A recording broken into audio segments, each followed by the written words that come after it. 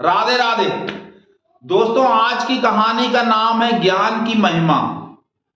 कहानी सुनने में साधारण किंतु अर्थ में असाधारण है।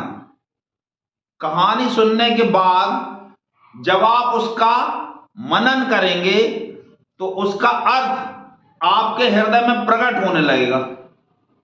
और यदि आपने इस कहानी का 4-5 बार पुनरावलोकन अपने हृदय में कर लिया तो आपको एक अलग ही आनंद की अनुभूति होना शुरू हो जाएगी। हुआ ऐसा कि पुराने समय में किसी बड़े से गांव में एक बड़ा सेठ रहता था। उसके 3 पुत्र थे। सेठ जब बूढ़ा होने लगा, उसे लगा कि मैं अपनी संपत्ति अपने किस पुत्र को दूं, अपना उत्तराधिकारी मैं किस पुत्र को नियुक्त करूं व्यवसाय का। संपत्ति तो सबकी बराबर बराबर थी, किंतु व्यवसाय में किस पुत्र के निर्णय चलना चाहिए जिससे मेरा व्यवसाय दिन दूनी रात चौगनी उन्नति करे। यह प्रश्न उसके सामने आकर खड़ा हो गया। अब इस प्रश्न का उत्तर सेठ को तो पता था, किंतु यदि वो अपना उत्तर बिना किसी परीक्षा के परिवार वालों के ऊपर थोपता तो स्वाभाविक है कि परिवारीजन नाराज होते। मान लीजिए वो अपने किसी एक पुत्र को पूरे अधिकार दे देता कि अब व्यवसाय में तुम्हारे ही निर्णय चलेंगे, तो उसके शेष 2 बेटे, 2 बहुएं, उसकी पत्नी और उसके मित्र रिश्तेदार असंतुष्ट होते। कहते कि ये आपने ऐसा कैसे किया। उसने एक बड़ा प्यारा और बहुत सुंदर तरीका खोजा। उसने कहा कि बेटा मैं तुम लोगों को 100-100 रुपए दे रहा हूं।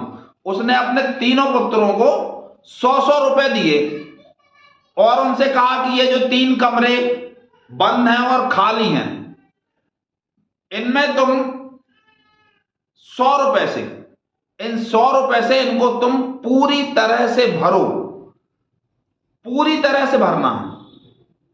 अब लड़के सोच में पड़ गए। हालांकि पुराना समय था, 100 रुपए की बहुत कीमत थी, किंतु फिर भी एक कमरे को मात्र 100 रुपए में पूरी तरह से भरना। सेठ ने कह दिया था कि कोई भी कोना खाली न रहने पाए, पूरी तरह से भर देना है। बड़े चिंता में मग्न हो गए, क्या करें क्या ना करें। फिर ऐसा हुआ कि बड़े बेटे ने दिमाग लगाया कि रुई मिलती है सस्ती और अच्छी, हल्की होती है, हल्की होती है, सस्ती मिलती है। ठंड का समय चला गया है, गर्मी का समय है, रुई खरीद ली जाए। 100 रुपए की उसने रुई खरीद ली और रुई खरीद के पूरे कमरे में भर दी और पूरे कमरे में ठसाठस भर भी गई, पूरा कमरा भर गया। दूसरे बेटे ने कहा कि गर्मी का समय, मई का महीना था, गेहूं की फसल कटी थी, भूसा सस्ता मिलता था। गाय बैल भैंस वगैरह जो खाते हैं भूसा गांव में, वो उस समय सस्ता था। उसने 100 रुपए का भूसा लिया और उसने 100 रुपए का भूसा कमरे में भर दिया। वो भी पूरा भर गया कमरा। दोनों बेटे बड़े खुश हो गए। छोटे बेटे ने दिमाग लगाया और उसने कुछ ऐसा किया जो कि बड़ा प्यारा था। तीनों बेटे के पास फिर आया सेठ। उसने कहा कि हाँ भाई, शर्त पूरी कर दी, 100 रुपए में भर दिया कमरा। बोले हाँ पिताजी, 100 रुपए में ही भरा है। पूछा उसने कि कहीं तुमने अपने पैसे तो नहीं लगाए। बोले नहीं नहीं पिताजी, हमने अपने पैसे नहीं लगाए। ठीक है, तो बोले चलो सबसे पहले बड़े बेटे का कमरा दिखाओ। बड़े बेटे ने खोला, उसमें रुई भरी हुई थी। सेठ ने कहा ठीक है, चलो ठीक किया। मंझले बेटे के कमरे में गए, मंझले बेटे ने खोला, उसमें भूसा भरा हुआ था। सेठ ने कहा चलो ठीक है। तीसरे बेटे के कमरे को जैसे ही खोला है दरवाजा, और प्यारी सी सुगंध सेठ की नाकों में आई, नाक में आके उसको झंकृत कर दिया, आंदोलित कर दिया। अंदर पहुंचे तो देखा कि एक दीप जला हुआ है और प्रकाश से और सुगंध से पूरा कमरा भरा हुआ है।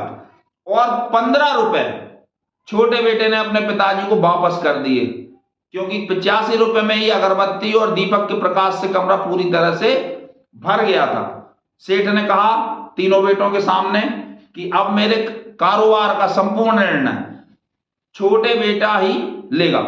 छोटे बेटे का निर्णय ही सभी को मान्य होगा, सबको मान्य करना पड़ेगा। तो मित्रों, इस संसार में ज्ञान से बड़ा प्रकाश कुछ भी नहीं है। ज्ञान में किया गया इन्वेस्टमेंट हमेशा सकारात्मक परिणाम लाता ही है। कृपया हमारे चैनल को लाइक और सब्सक्राइब करना बिल्कुल भी ना भूलें। बहुत बहुत बहुत धन्यवाद। राधे राधे।